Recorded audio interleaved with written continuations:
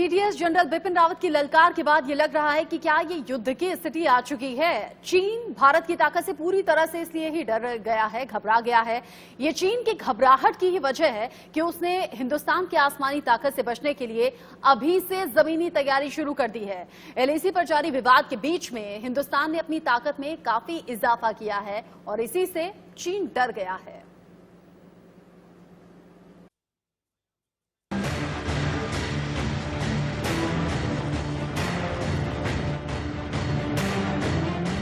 पूरी दुनिया में अपनी ताकत का डंका पीटने वाला ड्रैगन हिंदुस्तान की आसमानी ताकत से घबराया हुआ है और उसका सबूत है ये एक्सक्लूसिव सैटेलाइट तस्वीरें। जी हाँ, छोटे देशों पर अपनी हेकड़ी जमाने वाला चीन भारत के एक्शन से पूरी तरह से बैकफुट पर आ गया है। आसमान से ली गई ये सैटेलाइट तस्वीरें गवाही हैं कि चीन भारतीय वायुसेना की ताकत से घबराया हुआ है, लेकिन चालबाज चीन इस बौखलाहट में भी अपनी चालबाजी बंद नहीं कर रहा है। भारत से टक्कर लेने के लिए चीन ने पहले से ही सीमा पर आर्मी की डिप्लॉयमेंट कर रखी है, लेकिन भारत के रवैये से चीन पूरी तरह से बौखला गया है। भारत की तैयारी से घबराए चीन ने एलएसी के पास 7 ठिकानों पर अपने सरफेस टू एयर मिसाइलों को तैनात किया है। भारतीय वायुसेना की ताकत से चीन इतना घबरा गया है कि एलएसी के साथ चीन ने नॉर्थ ईस्ट में भी 4 ठिकानों पर सरफेस टू एयर मिसाइल की तैनाती कर दी है। लेकिन चीन इस बात से शायद वाकिफ नहीं है कि ऐसा करके चीन सीमा पर अपनी ही बर्बादी का बारूद बिछा रहा है। चीनी सेनाएं गलवान वैली और पेंगांगसो लेक में पीछे नहीं हटी है और वहां पर वो जिस तरह से अपनी गतिविधियां बढ़ा रही हैं, उसी परिप्रेक्ष्य में चीन ने अपनी सेनाओं को सशक्त करने के लिए एलएसी के 7 पॉइंट्स के ऊपर जो है अपने सरफेस टू एयर मिसाइल लगाए हैं। इसमें कैलाश मानसरोवर और उत्तराखंड में काला पानी और लिपुलेख के इलाके हैं, वहां पर भी उन्होंने ये डिप्लॉयमेंट किए हैं। तो चीन जो है वो भारत की वायुसेना से काफी डरा हुआ है, क्योंकि उसको पता है कि भारत की जो वायुसेना है उसकी घातक क्षमता और एयरबेस की जो पोजीशंस है वो चीनी सेना के ऊपर काफी भारी पड़ती हैं। लद्दाख के पास रूदो, उत्तराखंड के पास नगारी गूसा एयरपोर्ट और मानेश्वर झील के इलाके में चीन ने सरफेस टू एयर मिसाइलों के ठिकाने बनाए हैं। चीन इस बात को भलीभांति जानता है कि हिंदुस्तान उसकी सीमा के हर इलाके में उस पर भारी पड़ेगा। इस बात से घबराए ड्रैगन ने नॉर्थ ईस्ट में भी 4 ठिकानों पर मिसाइलों की तैनाती कर रखी है। नॉर्थ ईस्ट की बात करें तो शिगात्से, गोंगार एयरपोर्ट, लुहंसे, मनलिंग, नॉर्थ ईस्ट के ये चारों इलाके तिब्बत की सीमा में आते हैं, जिस पर वर्षों से अपना अधिकार जमाता रहा है। आसमान में भारत के गरजते एक से बढ़कर एक आधुनिक विमान सीमा पर शी जिनपिंग की धड़कनें बढ़ा रहे हैं। शंघाई से लेकर पीएलए हेडक्वार्टर तक इंडियन एयरफोर्स के डर से खौफ बढ़ गया है और यही वजह है कि बौखलाहट में चाइना ने अपनी सीमा पर मिसाइलों की तैनाती शुरू कर दी है। लेकिन चीन इस बात को अब भी नहीं समझ पा रहा है कि जिन मिसाइलों के दम पर वो भारत से टकराने की प्लानिंग कर रहा है, वो पल भर में चीन के हर ठिकाने को नेस्तनाबूद करने का मादा रखता है। एलएसी पर भारत से टक्कर लेने वाले चीन को यह एहसास हो गया है कि अगर उसने हिंदुस्तान से टकराने की कोशिश की तो उसको इसका खामियाजा अपनी बर्बादी की शक्ल के रूप में भुगतना पड़ेगा। यही वजह है कि चीन ने एलएसी के आसपास सरफेस टू एयर मिसाइलें तैनात कर दी हैं। चीन ने भारतीय सीमा के नजदीक रूस में S-400 मिसाइल सिस्टम की तैनाती की है। आपको बता दें कि ये वही मिसाइल है जिसकी डिलीवरी पर हाल ही में रूस ने रोक लगा दी थी। चीन भले ही S-400 anti missile system activate कर भारत से टकराने की सोच रहा हो, लेकिन ड्रैगन शायद भूल रहा है कि हिंदुस्तान के पास अब राफेल की ताकत है, जिसके सामने चीन का S-400 कहीं नहीं ठहरता। एलएसी पर विवाद कम होता नहीं दिख रहा है। अब खबर है कि चीन एलएसी पर S-400 मिसाइलों की तैनाती करके अपनी ताकत दिखाना चाहता है। दरअसल चीन भारत की वायुसेना की ताकत से वाकिफ है। वहीं भारत ने भी कह दिया है कि वो एलएसी से अपने सैनिकों को पीछे नहीं हटाएगा। यही वजह है कि चीन अब मिसाइल सिस्टम की तैनाती कर रहा है। आइए अब आपको बताते हैं कि आखिर कैसे राफेल चीन के S-400 पर भारी पड़ेगा। राफेल लो एल्टीट्यूड पर उड़ता है और मिसाइल सिस्टम के काफी करीब आकर उसे ध्वस्त कर सकता है। राफेल में RBE-2 रडार सिस्टम है जो पहाड़ी इलाकों में खतरे को आसानी से भांप सकता है। राफेल में लगे स्पेक्टर मिसाइल रडार को चकमा देने में सक्षम है। जिनपिंग को इस बात को समझ लेना चाहिए कि सीमा पर चीन का कोई भी षड्यंत्र काम नहीं करेगा। चीन अगर जल्द ही अपनी हरकतों पर लगाम नहीं लगाता तो आसमान से भारतीय वायुसेना के शूरवीर उसकी हर तैनाती पर कहर बरसाने के लिए टूट पड़ेंगे। चीन एक तरफ तो विवाद कम करने के लिए समझौते और बातचीत का ढोंग करता है, वहीं दूसरी तरफ सीमा पर लगातार ऐसी हरकतें कर रहा है जिससे दोनों देशों के बीच तनाव बढ़ता जा रहा है। Mohit Khan, bureau report, India news. ये रिपोर्ट देखकर आप इतना जरूर जान गए होंगे कि हिंदुस्तान की तैयारी देखकर चीन कैसे डरा भी है और बौखलाया हुआ भी है, और हम क्यों ना कहें कि ये मोदी की जबरदस्त स्ट्रैटेजी ही है। इस सवाल को लेकर मैं प्रफुल्ल बख्शी साहब के पास जाऊंगी। प्रफुल्ल सर, आप मोदी की जबरदस्त स्ट्रैटेजी का ही नतीजा है। गलवान में मुंहतोड़ जवाब दिया गया, सागर में पहुंचकर साउथ चाइना सी में जाकर चीन को घेर लिया गया, और साथ ही साथ आसमान में जहां पहले से फाइटर जेट्स की तमाम तैनाती थी उसमें रफेल और ऐड हो गया। बिल्कुल ठीक है, जो भी हमारे पास रफाल हैं उनको जरूर डिप्लॉय किया गया है, उनसे काम निकाला जाएगा। पर मैंने जैसे पहले बात बताई आपको कि अगर आपको रफाल पर डिपेंड करना है तो और रफाल चाहिए। पर आपको मैं बता दूं, हमारी एयरफोर्स पूरी तैनात है और कब की हो चुकी है। जब चल गए थे हमें कोई प्रॉब्लम नहीं, हमारी सारी एयरफील्ड्स और हमारी approach to the target much better है। हमारे एयरक्राफ्ट को बड़े एडवांटेज है हाइट का, और वो सारे के सारे अगर आप लद्दाख से लेके जितने एयरफील्ड हैं, 5 एयरफील्ड हैं राइट अप टू अरुणाचल, वो सारे के सारे विद इन द रेंज हैं। चाहे आप हासीमारा से टेक ऑफ करिए, चाहे तेजपुर से टेक ऑफ करिए, ये प्रॉब्लम नहीं है। प्रॉब्लम हमें ये है कि हमने देर क्यों कर दी। अगर हमने जल्दी किया होता तो अभी तक चीन इतनी तैयारी कर ही नहीं सकता था। हमने सरप्राइज और इनिशिएटिव अपने हाथ से गंवाया है, ये हमारी प्रॉब्लम है। अच्छा। अगर हमने ये पहले किया होता, किसकी इंतजार थी? बातों की। चीन तो हमें बातों में उलझाए रखेगा, और चीन को पता चल गया हम बड़ी जल्दी बातों में। लेकिन अगर चीन की स्ट्रैटेजी ऐसी ही है कि वो बातों में उलझाए रखे और ज्यादा डिले करता रहे, कहता कुछ और रहे, करता और कुछ और रहे, जेके परिहार साहब, अगर मौजूदा स्थिति में वाकई युद्ध की स्थिति आती है तो आप कैसे देखते हैं? अगर युद्ध की स्थिति आती है, भले ही हम संख्या में कम है, सेना की जो संख्या है उसमें कम है, लेकिन सैन्य बल में, मजबूती में, ताकत में, हौसलों में, जज्बे में हम कहीं ज्यादा खुद को पाते हैं। और सबसे बड़ी बात ये कि आजादी के बाद हम 5 युद्ध लड़ चुके हैं, जबकि चीन को इतना अनुभव नहीं है।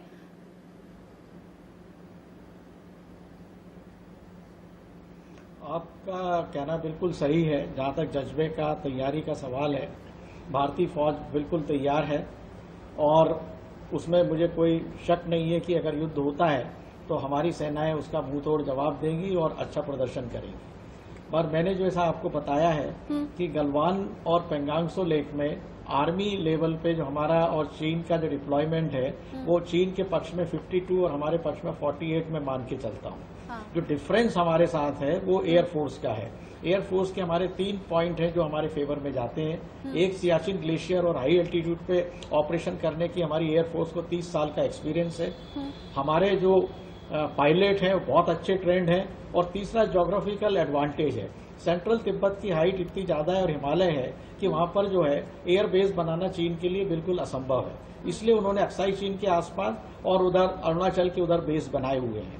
तो हमारे एयरबेस जो हैं वो ग्राउंड लेवल पे हैं और आराम से ज्यादा लोड लेके वो वहां पर अटैक कर सकते हैं। तो अगर युद्ध होगा तो उसमें एयरफोर्स ही हमें जिताएगी, इसमें मुझे कोई शक नहीं है। ग्राउंड फोर्स जो है वो कंट्रोल करेंगी, मगर एयरफोर्स सुपेरिटी आएगी। पर मुझे लगता नहीं है कि ऑल आउट बड़ा युद्ध होने की संभावना है, और लोकलाइज एरियाज में एक्शंस की जरूरत पड़ेगी। और जैसा मैंने कहा है कि जैसा बख्शी साहब भी बता रहे हैं और मैं भी कहता रहा हूं कि we have lost the battle in the sense कि हमने जो है वो सरप्राइज एलिमेंट को, एडवांटेज को हमने फायदा उठाया नहीं है। तो सरप्राइज एलिमेंट अभी भी हमारे पास में हो सकता है कि हम जो है उत्तराखंड में जो है एक्शन करें, जहां पर चीन अभी इतना ताकतवर नहीं है। और अभी मैं परसों ही पढ़ रहा था कि जैसे ये पाकिस्तान के विदेश मंत्री चाइना गए हैं, तो चाइना ने उनको कहा है कि आप कर्ज दे नहीं सकते हैं तो आप पीओके जो गिलगित बाल्टिस्तान हमें लीज पे दे दीजिए। अगर वो 100 ईयर की लीज चाइना को मिल गई तो फिर चाइना बहुत स्ट्रांग हो जाएगा। इसलिए अभी हमारे लिए बहुत ही जरूरी है कि हम जो है एक्शन जल्दी से जल्दी करें। चीन के लिए मेरे मन में बिल्कुल एक बात बिल्कुल साफ है कि ये भरोसे के लायक बिल्कुल ही नहीं है। मतलब आप भी वही बात कर रहे हैं जो कि प्रफुल्ल बख्शी साहब कह रहे हैं कि हमने तैयारी तो की, हम कर तो रहे हैं, लेकिन हमने थोड़ा सा डिले कर दिया, ये आप कह रहे हैं। अब साथ ही साथ एसपी सिन्हा साहब से भी मैं जानना चाहूंगी कि आपको भी लगता है कि डिले हुआ है, और अब जो मौजूदा स्थिति कहती है अगर वाकई युद्ध की स्थिति आती है तो आपके लिए बहुत जरूरी हो जाता है बाकी देशों का साथ मिलना। अमेरिका हुआ, जापान हुआ, ऑस्ट्रेलिया हुआ, ऐसे बड़े देशों का साथ, और भी देशों का साथ हिंदुस्तान के साथ है, जबकि इसके ठीक उलट चीन अलग थलग सा पड़ा हुआ है। क्या ये एक प्लस पॉइंट हिंदुस्तान के लिए नहीं होगा? देखिए, ऐसा है कि आपको मैं बताना चाहता हूं कि हमारी स्ट्रेटजी क्या होनी चाहिए। हाँ। चीन के डीएनए सोच में कोई परिवर्तन नहीं आएगा।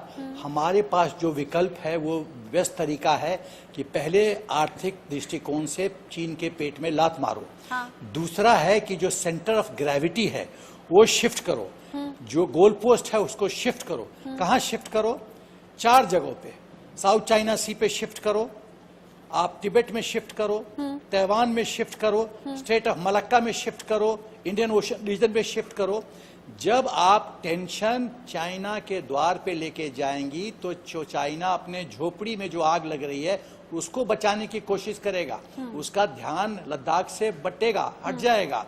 तो ये स्ट्रेटजी होनी चाहिए कि सेंटर ऑफ ग्रेविटी शिफ्ट कर दो। मलक्का स्टेट के माध्यम से चीन का 80% ऑयल का जरूरत जाता है। यदि हम मलक्का स्टेट को चोक कर देते हैं तो चीन का कंप्लीट एनर्जी जो सप्लाई लाइन है वो खत्म हो जाएगा। 80% सप्लाई लाइन खत्म। तो यदि ऐसा होता है तो चीन के पास, चीन तो पूरी तरह से आर्थिक दृष्टिकोण से पूरी तरह से बर्बाद हो जाएगा। तो हमको ये स्ट्रेटजी लेना है कि बिना कुछ किए लाठी मारो, लाठी भी न टूटे और सांप भी मर जाए। ये रणनीति हम लोग को करना है और उसका एक ही तरीका है, सेंटर ऑफ ग्रेविटी शिफ्ट करो। मलक्का में हमने जो अभी पैसेक्स किया था, पासिंग एक्सरसाइज, उसका क्या असर हुआ? चीन घबराया ना, क्योंकि वो जानता है कि यदि मलक्का चोक हुआ तो उसका 80% ऑयल गया। आप कह रहे हैं आर्थिक तौर पर चीन को ख्याल कमजोर करो। आर्थिक तौर पर तो चीन कमजोर हुआ है सर, और उसका नतीजा, उसकी बौखलाहट तो चीन में साफ दिखाई दे रही है। Correct correct. देखिए ऐसा है। हेलो जी, हेलो, बिल्कुल आपकी आवाज आ रही है सर, बोलिए। हेलो, मैं एक चीज और कहना। हाँ, हेलो एसपी सर, आपकी आवाज मिल रही है मुझे, आप बोल सकते हैं। अच्छा एसपी सर, अभी ठीक है? जी बिल्कुल ठीक है। आवाज कट रहा है। अच्छा ठीक है, शायद कोई खामी है, उसे दुरुस्त करने की कोशिश हम करते हैं। एसपी सिन्हा सर, आप अपनी बात पूरी रखिएगा।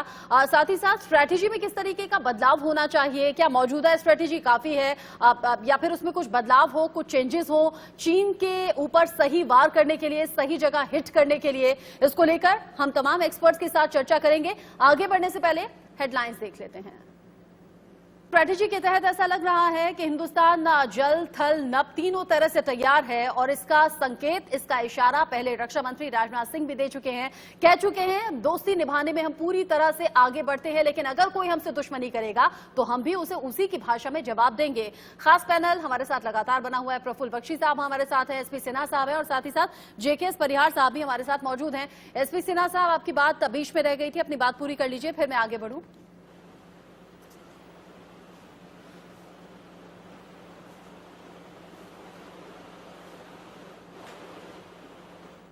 एसपी सिन्हा साहब, शायद आवाज पहुंच नहीं पा रही है। प्रफुल्ल बख्शी साहब, अभी मैं जेकेएस परिहार सर को सुन रही थी, वो कह रहे थे कि अगर मौजूदा स्थिति में वाकई युद्ध होता है तो हम एयरफोर्स पर पूरी तरह से निर्भर करते हैं, या फिर ये कह लीजिए कि सबसे बड़ी ताकत एयरफोर्स से जुड़ी हुई है हमारी। क्या ऐसा ही है? भाई देखिए, आपको मैं बता रहा था, बात बीच में कट गई थी जी। कि एयरफोर्स का मेन एम होता है कि टैक्टिकल बैटल एरिया के ऊपर एयर सुपीरियरिटी क्रिएट करना, ताकि जब हमारी फौजें आगे बढ़ रही हैं तो उनके ऊपर कोई प्रॉब्लम ना आए एनिमी एयर से। तो एयरफोर्स जब आर्मी आगे बढ़ने लगती है तो हमारी एयरफोर्स काउंटर एयर करके उनके एयरफील्ड्स को स्टॉप करती है, ध्वस्त करती है, और अपने जो एयर डिफेंस एयरक्राफ्ट हैं एयर में रहते हैं ताकि हमारे टैंक्स को, इन्फेंट्री को जो आगे बढ़ रही है उसको कोई प्रॉब्लम ना आए। ये पर आर्मी का बढ़ना बहुत जरूरी है। हाँ। जब तक आर्मी आगे नहीं बढ़ेगी आपकी जीत कभी नहीं होगी। आप एयरफोर्स से कभी नहीं जीत सकते। एयरफोर्स आपको मदद करती है जीत दिलाने में, हाँ। पर एक्चुअल विक्ट्री होती है जब रियल एस्टेट आर्मी लेती है। तो इसी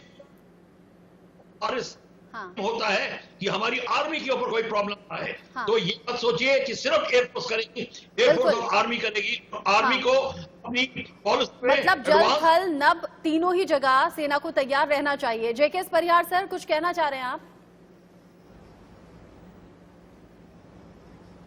जी हाँ, देखिए बख्शी साहब ने काफी अच्छी तरह से बताया है कि आर्मी को पहले आगे बढ़ना पड़ेगा। तो मैं आपको बता दूं कि आर्मी जो है वो बिल्कुल 1 to 1 बिल्कुल आमने सामने बैठी हुई है गलवान वैली में और पेंगांगसो लेक में। अब वहां पर आपके बढ़ने की गुंजाइश बहुत कम है। हमारे पास में उनको चीन को जो है विड्रॉ करना है। तो एयर फोर्स का जो है इसमें रोल बहुत ज्यादा है। अगर सरप्राइज एलिमेंट में एयर फोर्स जो पहले अटैक करके वहां के जो इनके एयर बेस है, जैसा पहले 65 के वार में सरगोदा एयर बेस पे हुआ था, जिस तरह से उन्होंने अंबाला एयर बेस को बचाया था, वही एक्शन जो स्ट्रेटेजी जो है आज के डेट में लागू होती है। भूटान एयरबेस, अक्साई चीन में जो इन्होंने टेम्परेरी एयरबेस बना रहे हैं, वो सारे जो है एयर फोर्स को सर्जिकल स्ट्राइक करके पहले उनको डिस्ट्रॉय करते हैं, तो उससे चीन की जो है एयर अटैक करने की क्षमता टूट जाती है। तो मैं मान के चलता हूं कि आर्मी को आगे फॉरवर्ड होने की गुंजाइश अभी उस इलाकों में बहुत कम है। और यही वजह मैं आपको कह रहा था कि जहां पर रेजिस्टेंस सबसे कम हो, जो स्ट्रेटेजी 1971 में फील्ड मार्शल मानेकशॉ की थी कि ढाका पे जाना है तो सीधे मत जाओ, आप लीज रेजिस्टेंस के ऊपर से पहुंच के जाइए। तो यहाँ लीज रेजिस्टेंस का इलाका होता है पीओके का, उत्तराखंड का, जहां पर चाइना को आप एग्रेसिव करके कुछ कैप्चर करके आप टेबल पे निगोशिएट कर सकते हैं। सिन्हा साहब ने बहुत अच्छा कहा है कि आर्थिक नाकाबंदी करिए, मलक्का में लगाइए, और उसकी पहल तो कर चुके हैं हिंदुस्तान की तरफ से, पहले से ही इसकी पहल हो चुकी है। चीन से जितने भी कॉन्ट्रैक्ट्स थे वो तोड़ दिए गए, व्यापारिक जो रिश्ते थे वो पहले जैसे नहीं रहे। ये चीन के लिए बहुत बड़ा झटका है। एसपी सिन्हा सर, आप अपनी बात पहले वाली भी पूरी कीजिएगा। साथ ही साथ हम क्यों ना कहें कि हम 1962 वाले हिंदुस्तान बिल्कुल नहीं है, और मोदी की स्ट्रेटेजी में, हिंदुस्तान की स्ट्रेटेजी में अब तीनों ही सेनाओं में एक बड़ा बदलाव, बड़ा चेंज आया है। फिर चाहे वो सीडीएस की नियुक्ति हो, फिर चाहे वो रफेल जैसे फाइटर जेट का आगमन हो हिंदुस्तान में, या फिर वो सेना को फ्री हैंड देना हो। देखिए, ऐसा है कि भूतकाल के गवर्नेंस में और अभी के गवर्नेंस में क्या फर्क आया है। भूतकाल में जो पिछली सरकारें थी वो ऑपरेशनल फ्रीडम फौज को नहीं देती थी। जब air marshal Barbora DBO air strip को एक्टिवेट करना चाहते थे और 5 बार एप्लीकेशन दिए थे 2008 में, उस एप्लीकेशन पे कोई कार्रवाई नहीं हुई। उस एप्लीकेशन को डस्टबिन में डाल दिया गया। और एयर मार्शल बारबोरा ने अपना कैरियर दांव पे लगा के एयर स्ट्रिप को एक्टिवेट किया। ये तो उस समय सरकारों की नीयत थी कि जो फौज को कमजोर करने पे लगे हुए थे। आज ऑपरेशनल फ्रीडम दिया गया है, वाइस चीफ्स को इमरजेंसी कैपिटल प्रोक्योरमेंट का फाइनेंशियल पावर दिया गया है। डीजी बीआरओ का जो कंस्ट्रक्शन का फाइनेंशियल पावर्स है उसमें कई गुना इजाफा किया गया है। और फौज को सशक्तिकरण किया जा रहा है, state of the art technology equipment दिया जा रहा है, G2G बेसिस पे डील हो रहा है, जिसमें सौदेबाजी और पैसे की कोई बात ही नहीं हो सकती है। और सर, ये सबसे बड़ी वजह है कि मौजूदा स्थिति में सेना का कॉन्फिडेंस बहुत ज्यादा बढ़ा हुआ है, 7वें आसमान पर है। गलवान में जो कुछ हुआ उसके बाद अगर प्रधानमंत्री लेह में पहुंचकर सीधा सीधा चीन को ललकारते हैं तो वहीं पर सेना की जो ताकत है, जो हौसले हैं, वो दोगुने हो जाते हैं, 7वें आसमान पर हो जाते हैं। और इसी का नतीजा है कि सीडीएस जनरल बिपिन रावत ने रक्षा मंत्री राजनाथ सिंह के साथ, तीनों सेना प्रमुखों के साथ बैठक की, और उस बैठक के बाद ये ललकार चीन के नाम आई है कि या तो बातचीत से समझ जाओ या फिर युद्ध के लिए तैयार रहो। सेना हर तरीके से सक्षम है। आप सभी हमारे साथ जुड़े, आपका बहुत बहुत शुक्रिया। प्रफुल्ल बख्शी सर, साथ ही साथ जेके परिहार सर, और साथ ही साथ एसपी सिन्हा सर, आपका बहुत बहुत शुक्रिया। लेकिन चीन को यह समझ लेना चाहिए कि 1962 वाले भारत हम नहीं है, ये मोदी का हिंदुस्तान है, ये मोदी की सेना है, फ्री हैंड दिया जा चुका है। और अगर अब कोई भी हिमाकत ऐसी चीन करेगा तो हिंदुस्तानी सेना घुस कर मारेगी। एक ब्रेक का वक्त है।